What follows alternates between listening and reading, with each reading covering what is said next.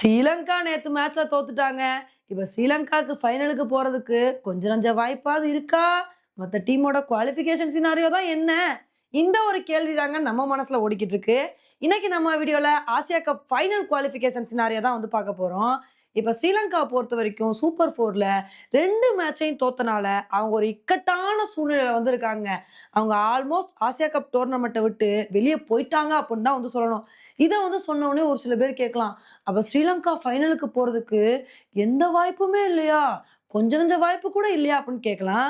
Sri Lanka ஃபைனலுக்கு qualify ஆறதுக்கு ஒரே ஒரு வாய்ப்பு வந்து இருக்குங்க.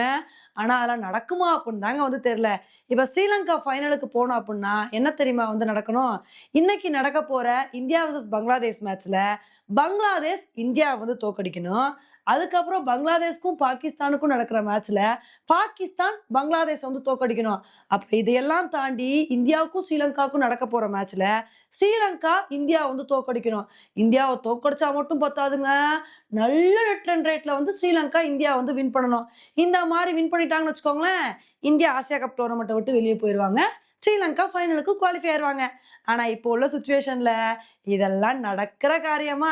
ஏன்னா இந்தியாவ பொறுத்தவரைக்கும் நம்ம ஸ்ரீலங்கா கிட்டயும் தோப்போமா, பங்களாதேஷ் கிட்டயும் தோப்போமா. அதனால இதெல்லாம் நடக்க வாய்ப்பே இல்லங்க. அதனால ஆல்மோஸ்ட் இந்த ஆசியா கப் டோர்னமெண்ட்ட விட்டு ஸ்ரீலங்கா வெளிய போயிட்டாங்க அப்படின்னு தான் வந்து சொல்லணும். சரி இதெல்லாம் இருக்கட்டும். நம்ம இந்தியாவோட நிலைமை எப்படி இருக்கு? நம்ம இந்தியா ஃபைனலுக்கு குவாலிஃபை ஆவாங்களா? இந்த ஒரு கேள்வி தான் நம்ம இந்தியன் கிரிக்கெட் ஃபேன்ஸ் மனசுல வந்து ஓடிக்கிட்டு இருக்கும். நம்ம இந்தியாவ பொறுத்தவரைக்கும் இப்போ ஒரு கம்ஃபர்டபுளான பொசிஷன்ல இருக்கோம் அப்படின்னு தாங்க வந்து சொல்லணும். ஏன்னா ஆல்ரெடி நம்ம பாகிஸ்தான் கூட வந்து ஜெயிச்சிட்டோம். இன்னைக்கு நடக்க போற இந்தியா வெர்சஸ் பங்களாதேஷ் மேட்ச்ல நம்ம பங்களாதேஷ வந்து வீழ்த்திட்டோம்னு வச்சுக்கோங்களேன். நம்ம ஆல்மோஸ்ட் ஃபைனலுக்கு குவாலிஃபை ஆயிட்டோம் அப்படின்னு சொல்லிட்டு ஈஸியா வந்து சொல்லிடலாம்.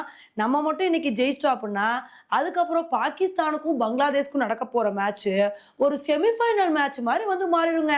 அந்த மேட்ச்ல யாரு வின் பண்றாங்களோ அவங்க தான் வந்து ஃபைனலுக்கு குவாலிஃபை ஆற மாரி வந்து இருக்கும்.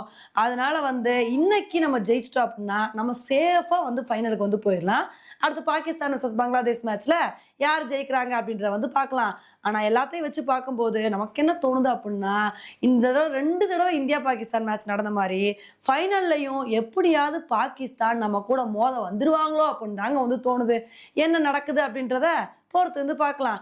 ஓகே ஃப்ரெண்ட்ஸ், இந்த தடவ ஆசியா கப் ஃபைனலுக்கு எந்த 2 டீம் குவாலிஃபை ஆவாங்கன்னு சொல்லிட்டு உங்களுக்கு தோணுது அப்படின்றத என்னோட கமெண்ட் செக்ஷன்ல வந்து போடுங்க. இதே மாரி இன்னொரு வீடியோல உங்கள வந்து மீட் பண்றேன். Bye friends.